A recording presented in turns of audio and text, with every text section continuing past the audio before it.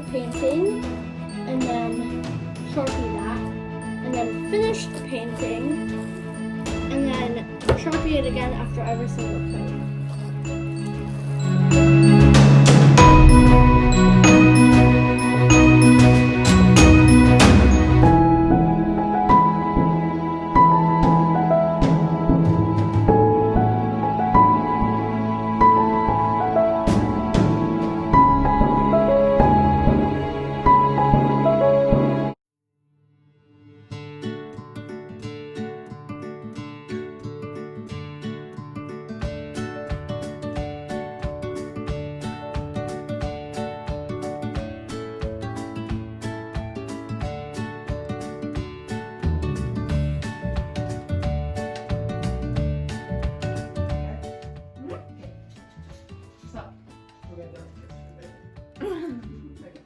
So today we're going to do some oils, which my granddaughter has never done oils before, so this is going to be really awesome.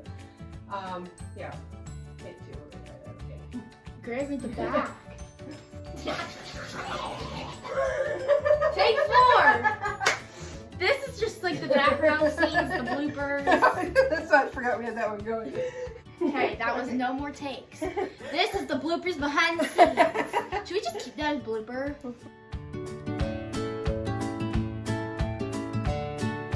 I'm going to work on that painting, then I'll put this one into it. But for right now, we need it to be a tabletop height. So because I want it tabletop height, I took the rod out. Rod be gone. But I'm not going to throw it like I throw my sponge because, yeah, I don't need to do that. I don't need to break it. So there's a lot of pieces here that I don't need, but I will keep them in a safe place for when I do need them when I do different video shoots. So I got lots of nuts and everything left over. This is all left over that I don't need. That's all I need. It's right there. So let's see if we can just get this going. Let's see the difference between having a ring light and not having a ring light.